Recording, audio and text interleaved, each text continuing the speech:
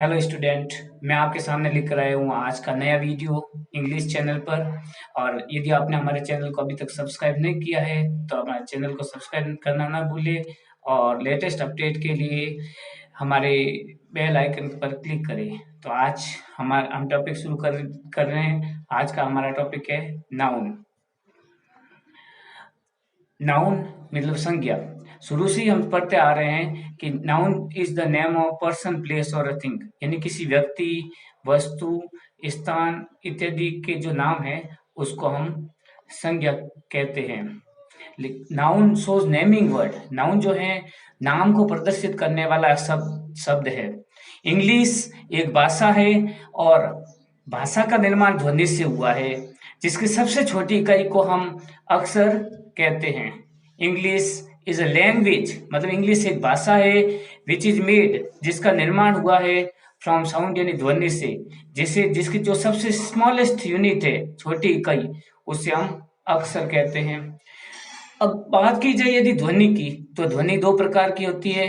Vowels, जिसको हम स्वर कहते हैं, और कॉन्सोनेंट्स, जिसे हम व्यंजन कहते हैं। वावल्स जो होता है वो ए, ई, आई, ओ, यू 5 होते हैं और कॉन्सोनेंट बाकी बचे हुए 21 होते हैं। वावल्स यानी स्वर और कॉन्सोनेंट यानी व्यंजन। अब अक्षरों का समूह जिसका पूरा अर्थ निकले उसे हम जो है शब्द कहते हैं। जैसे E, D, U, C, A, T, I, O, N, ये 9 अक्षरों का एक समूह है जिससे एक शब्द का निर्माण हुआ है। यानी शब्दों का समूह जिसका पूर्ण अर्थ निकले उसे हम वाक्य कहेंगे। जैसे I am writing a letter, इसमें 5 शब्द है। अब देखो, I subject, am helping verb, writing main verb और अ लेटर ऑब्जेक्ट, ऐसे 5 शब्दों का समूह है जिसे हम एक सेंटेंस कहेंगे। Sentence is a group of words. Sentence एक शब्दों का समूह होता है जिसका कंप्लीट मीनिंग होना चाहिए। अब काइंड ऑफ सेंटेंस की बात करें तो सेंटेंस को 4 भागों में बांटा गया है। अफर्मेटिव सेंटेंस यानी सकारात्मक वाक्य, नेगेटिव सेंटेंस यानी नकारात्मक वाक्य, इंटेरोगेटिव सेंटेंस यानी प्रश्नवाचक वाक्य, और इंटेरोगेटिव नेगेटिव सेंटेंस यानी प्रश्नवाचक नकारात्मक वाक्य। तो हमें नाउन को सीखते समय वाक्य संरचना पर ध्यान रखना पड़ेगा, ताकि नाउन को हम पहचान पाए कि नाउन कैसे प्रयोग होता है। ये था वाक्य के जो है प्रकार।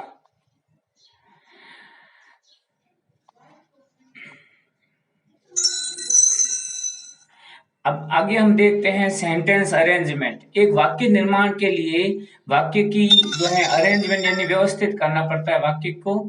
और सेंटेंस अरेंजमेंट के लिए हमें आवश्यकता होती है सबसे पहले सब्जेक्ट की। एक वाक्य निर्माण के लिए चाहिए सब्जेक्ट, सब्जेक्ट के बाद में चाहिए वर्ब, सब्जेक्ट के बाद हमें वर्ब चाहिए और वर्ब के बाद हमें ऑब्जेक्ट की आवश्यकता होती है। सब्जेक्ट विदेशी, आयु, हीट, और object me, us, you, miss you, him her, him, her और देमिट, ये ऑब्जेक्ट होते हैं। अब अगर वर्ब की बात की जाए तो वर्ब को 2 हिस्सों में बांटा गया है। पहला हेल्पिंग वर्ब, दूसरा है मेन वर्ब, मुख्य क्रिया। हेल्पिंग वर्ब के भी अलग अलग भाग है। हेल्पिंग वर्ब कौन कौन सी होती है देखिए। हेल्पिंग वर्ब होती है सबसे पहले डू, डज और डिड। ये हेल्पिंग वर्ब है do, does, did. Do, does, did के बाद में देखिए इज, आर, एम, वाज, वर, ये कंटिन्यूस के हेल्पिंग वर्ब है, इसके पीछे आईएनजी लगेगा। डू, डज, डिड के साथ फर्स्ट फॉर्म और इज, आर, एम, वाज, वर के साथ वर्ब की फर्स्ट फॉर्म के पीछे आईएनजी। हैज, हैव, हैड, ये भी हेल्पिंग वर्ब है जिनके साथ हम वर्ब की थर्ड फॉर्म का प्रयोग करते हैं। उसके बाद में has been, have been, had been, will have been और शैल हैव बीन, इनके साथ भी मुख्य क्रिया के पीछे आईएनजी का प्रयोग किया जाता है। इसके अलावा जो है विल और शैल, ये हेल्पिंग वर्ब होती है। अब जो मैन वर्ब होती है, मैन वर्ब को अलग अलग हिस्सों में बांटा गया है। उसके 5 पैटर्न है। वर्ब की फर्स्ट फॉर्म, वर्ब की सेकंड फॉर्म, वर्ब की थर्ड फॉर्म और वर्ब की फोर्थ फॉर्म जिसे फर्स्ट फॉर्म प्लस एस या ईएस कहेंगे, और वर्ब की फिफ्थ फॉर्म जिसको वर्ब की फर्स्ट फॉर्म के पीछे आईएनजी कहेंगे हम लगा के। अब रिकॉग्निशन ऑफ सेंटेंस, वाक्य की पहचान करना, कैसे पहचानेंगे एक वाक्य कैसे ठीक है। तो वाक्य में पहले एक वाक्य दिया है, Ram is writing a letter.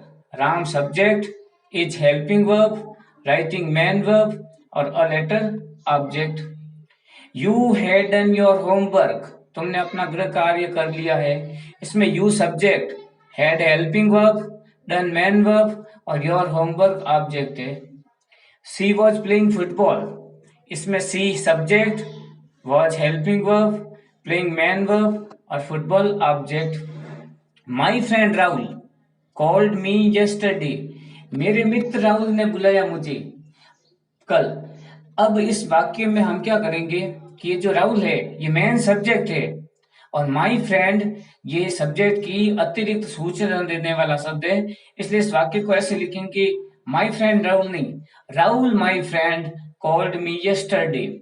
क्योंकि मेन जो मुख्य सब्जेक्ट है उसको हम पहले स्थान पर लिखेंगे और उसकी जो सूचना देने वाला जो शब्द है जो उसके बारे में जानकारी देता है उसको हम सब्जेक्ट के बाद में लिखेंगे।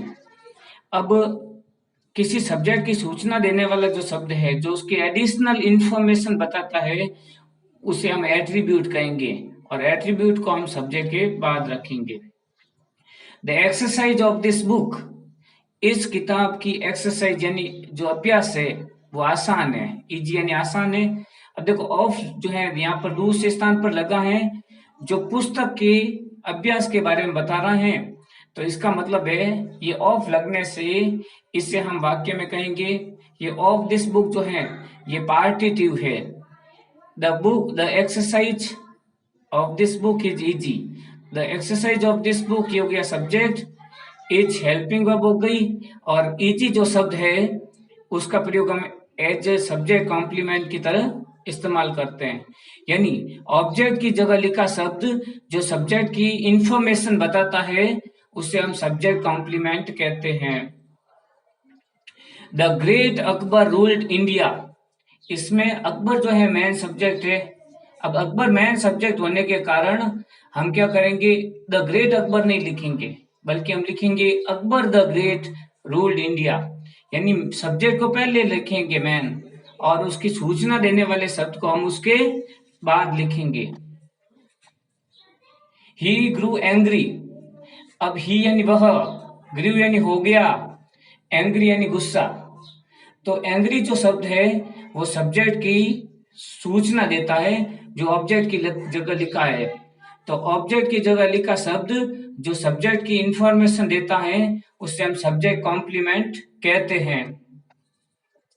यू विल हेल्प मी, इसमें यू क्या है subject, will helping verb, help main verb और me object. She was listening to the radio, इन तीन वाक्य में आपको पता लगाना है सब्जेक्ट, हेल्पिंग वर्ब और मैन वर्ब और ऑब्जेक्ट कौन सा है। अब देखो 13वां वाक्य जो है जिसमें लिखा हुआ है सी यानी सब्जेक्ट है, विल हेल्पिंग वर्ब है, गिव मैन वर्ब है, अब मी ऑब्जेक्ट है और लेटर ऑब्जेक्ट है। इसमें सजीव कौन सा हुआ मी, तो ये इनडायरेक्ट ऑब्जेक्ट और लेटर निर्जीव तो ये डायरेक्ट ऑब्जेक्ट है। अब एडिशनल इंफॉर्मेशन जो बताने वाला जो शब्द होता है जो किसी जो है नाउन की एडिशनल इंफॉर्मेशन जो बताता है वो शब्द मूल नाउन के बाद आता है। जैसे हमने राहुल माय फ्रेंड ऐसे लिखेंगे ना कि माय फ्रेंड राहुल, उसे हम एट्रीब्यूट कहेंगे। तो एडिशनल इंफॉर्मेशन बताने वाला जो शब्द है मूल नाउन के बाद आता है जिसे हम एट्रीब्यूट कहेंगे। ऑब्जेक्ट दो प्रकार के होते हैं, पहला होता है इनडायरेक्ट ऑब्जेक्ट और दूसरा होता है डायरेक्ट ऑब्जेक्ट। पार्टिटिव, जब वाक्य में प्रीपोजिशन आता है तो उसे हम पार्टिटिव कहते हैं। और ऑब्जेक्ट की जगह लिखा शब्द जो सब्जेक्ट की एडिशनल इंफॉर्मेशन को बताता है उसे हम सब्जेक्ट कॉम्प्लीमेंट कहते हैं। जैसे एंग्री ये सब्जेक्ट कॉम्प्लीमेंट है। इस तरह से हम एक वाक्य को पहचानते हैं। अब हम पहचानना सीखेंगे नाउन को, आइडेंटिफिकेशन ऑफ नाउन, संज्ञा की पहचान कैसे करते हैं। Noun is the name of person, place और अ थिंग। नाउन जो है व्यक्ति, वस्तु या स्थान के नाम को कहते हैं, लेकिन हम नाउन को पहचानने के लिए हु, हुम और व्हाट, हु यानी होता है कौन या किसने, हुम यानी किससे या किसको, और व्हाट यानी क्या, इन शब्दों से हम नाउन को पहचानेंगे। जैसे Reena called Amit Kumar, who called Amit Kumar, किसने अमित कुमार को बुलाया, तो रीना ने, रीना नाउन है। तो रीना कॉल्ड हुम, रीना ने किसे बुलाया, अमित कुमार को, तो अमित कुमार नाउन है। The captain decided the team, captain, captain क्या है, नाउन, किसने डिसाइड की टीम की, कैप्टन ने, तो कैप्टन नाउन है। और द कैप्टन ने डिसाइड किया, क्या डिसाइड किया, टीम को, तो टीम नाउन है। A boy bought a beautiful bag, किसने एक सुंदर बैग खरीदा, बॉय ने, तो बॉय नाउन है। और बॉय ने क्या खरीदा, बैग, तो बैग एक नाउन है। Honesty is the best policy, क्या है बेस्ट पॉलिसी, ऑनेस्टी, तो ऑनेस्टी एक नाउन है। और पॉलिसी, भाई ऑनेस्टी जो है वो क्या है, वो एक पॉलिसी है, तो पॉलिसी नाउन हो गया। राजेश वेंट होम, कौन घर गया, राजेश, तो राजेश क्या हो गया, नाउन। अब राजेश कौन गया या किसने गया या किससे गया या किया गया, इसका उत्तर होम नहीं आ रहा है, तो होम नाउन नहीं है। होम किसका उत्तर दे रहा है, कहाँ गया, घर गया, तो कहाँ का उत्तर देने वाला हमेशा क्रिया विशेषण कहलाता है। द ईयर पास्ट क्विकली, भाई साल जल्दी से बीत गया, तो क्या जल्दी से बीत गया, द ईयर, तो ईयर क्या हो गया, noun. People caught some balls there, लोगों ने कुछ गेंदों को पकड़ा वहां पर, तो किसने पकड़ा गेंदों को, पीपल ने, लोगों ने, तो लोग नाउन हो गए, और बॉल्स क्या हो गए, नाउन्स। अब इसमें आपको पहचानना है आठवां वाक्य कि नाउन कौन सा है। जैसे police like to catch the thieves, चोरों को कौन पकड़ना अच्छा लगता है, किसको पकड़ना अच्छा लगता है, पुलिस, पुलिस चोरों को पकड़ती है, तो पुलिस नाउन। पुलिस किसे पकड़ती है, चोरों को, तो चोर नाउन हो गए। अब इन वाक्यों में जो 9वां 10वां 11वां 12वां, इन वाक्यों में आपको नाउन पहचानना है। मुझे टिप्पणी करके, कमेंट करके बताइएगा कि इन वाक्यों में नाउन कौन कौन से हैं।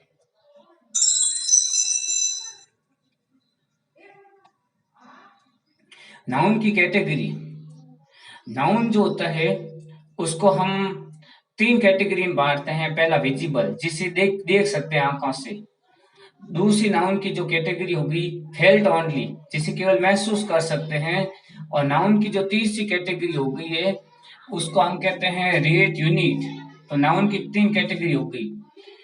अब नाउन की जो कैटेगरी है विजिबल कैटेगरी, जिसमें हम लिखते हैं पर्सन, प्लेस और थिंग, यानी व्यक्ति, वस्तु या स्थान के नाम को संज्ञा कहते हैं। दूसरी इसकी जो है कैटेगरी है फेल्ट ओनली, के अंदर जो कैटेगरी आती है वो सबसे पहले कैटेगरी आती है फीलिंग, जिसको हम केवल महसूस कर सकते हैं। दूसरी कैटेगरी आती है एक्शन, यानी जो हम कार्य कर सकते हैं। तीसरी कैटेगरी आती है क्वालिटी, जिसको हम जैसे गुण वाली क्वालिटी होती है। और चौथी आती है इसके महसूस करने वाली स्टेट, स्टेट यानी स्थिति। तो नाउन की कैटेगरी 3 प्रकार की हो गई, विजिबल, फेल्ट ओनली और रेट यूनिट। विजिबल है पर्सन, प्लेस और थिंग, और फेल्ट ओनली है फीलिंग, एक्शन, क्वालिटी और स्टेट और रेट यूनिट। उसके बाद देखेंगे नाउन के प्रकार। नाउन वैसे 5 प्रकार के होते हैं। पहला है प्रॉपर नाउन, व्यक्तिवाचक संज्ञा। ये पर्टिकुलर नेम बताता है किसी व्यक्ति का, वस्तु का या स्थान का। मतलब जैसे राम, जयपुर, जोधपुर, बीकानेर, ताजमहल, दिल्ली, जयपुर, बेलवा, ये सभी प्रॉपर नाउन के अंतर्गत आएंगे। इसका प्रारंभिक अक्षर जो है कैपिटल लेटर यानी बड़ी एबीसीडी में हम लिखेंगे। इनिशियल यानी प्रारंभिक लेटर यानी अक्षर को अपर केस यानी बड़ी एबीसीडी में या कैपिटल लेटर में लिखेंगे। हमेशा प्रॉपर नाउन से पहले कभी भी आर्टिकल का प्रयोग नहीं किया जाता है। जैसे प्रॉपर नाउन के उदाहरण है राम, जयपुर, बीकानेर, ताजमहल, डेल 15 ये कंप्यूटर का नाम है। दूसरा कॉमन नाउन जातिवाचक संज्ञा, ये केवल जातिवाचक संज्ञा का ही जो है नाम बताता किसी जाति का, और हम इसका बहुवचन बना सकते हैं। अब जो जनरल नेम जो होता है किसी भी व्यक्ति का, स्थान का या चीजों का जनरल नेम, जैसे सिटी यानी शहर, विलेज यानी गांव, बॉय यानी लड़का, मैन यानी आदमी, ये इत्यादि जो है वो कॉमन नाउन के अंतर्गत आते हैं। और इसका प्रारंभिक अक्षर जो है वो स्मॉल लेटर में लिखा जाता है। आर्टिकल का प्रयोग निश्चित रूप से किया जाता है। अगर हम कॉमन नाउन की बात करें तो कॉमन नाउन से पूर्व हम निश्चित रूप से किसी न किसी आर्टिकल का प्रयोग करते हैं। नाउन की कैटेगरी जो थी वो हमने पहले देखी है कि नाउन की जो कैटेगरी थी पर्सन, प्लेस और थिंग, जिसमें हमने अलग अलग कैटेगरी में इसको बांटा गया था। तो नाउन के जो प्रकार थे हमने देखे कि नाउन में पहला है प्रॉपर नाउन, और प्रॉपर नाउन के बाद में हमने देखा कॉमन नाउन, जिसमें आर्टिकल का निश्चित रूप से इस्तेमाल होता है। जैसे boy, man, woman, city, village, computer, ये कॉमन नाउन है। नेक्स्ट है कलेक्टिव नाउन यानी समूहवाचक संज्ञा। कलेक्शन ऑफ सिमिलर ऑब्जेक्टिव, मतलब जैसे एक विद्यालय में जो है स्टूडेंट्स है, विद्यार्थी, वो कॉमन नाउन होंगे। लेकिन एक विद्यार्थी में जो एक क्लास जो है, स्कूल में जो क्लास है वो कलेक्टिव नाउन का उदाहरण होगी, जिसमें सभी जो है समान उद्देश्य रखते हैं। एक समान उद्देश्य बताने वालों का जो समूह होता है वो कलेक्टिव नाउन होता है। इसमें आर्टिकल का इस्तेमाल कर भी सकते हैं और नहीं भी कर सकते हैं। जैसे फैमिली यानी परिवार, क्राउड यानी भीड़, फ्लॉक यानी झुंड, सोल यानी मछली का समूह, और बेबी यानी सुंदर महिलाओं का समूह, ये कलेक्टिव नाउन है। कलेक्टिव नाउन के बाद हम बात करेंगे मटेरियल नाउन की, पदार्थवाचक संज्ञा।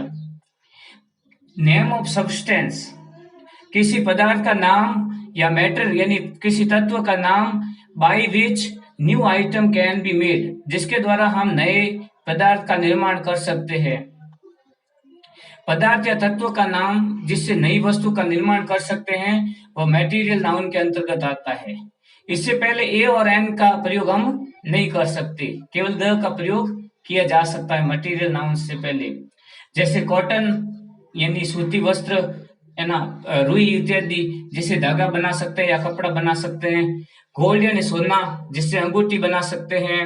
सिल्वर यानी चांदी जिससे हम जो है अंगूठी वगैरह कुछ भी बना सकते हैं। आयरन जिससे औजार बना सकते हैं। ऑक्सीजन और मिल्क एंड दूध इत्यादि इससे मिठाइयां वगैरह बना सकते हैं। तो ये है मटेरियल नाउन। अंतिम है एब्स्ट्रैक्ट नाउन यानी भाववाचक संज्ञा। इसके जो है जो चार जो है क्वालिटी है, इसके चार जो है प्रकार है। फीलिंग यानी भावना बताने वाला, एक्शन यानी कार्य, क्वालिटी यानी गुण, और स्टेट यानी स्थिति बताता है ये। इससे पहले जो है आर्टिकल का हम यूज नहीं करते हैं। एब्स्ट्रैक्ट नाउन बनाने के लिए निम्नलिखित सफिक्स लगाते हैं।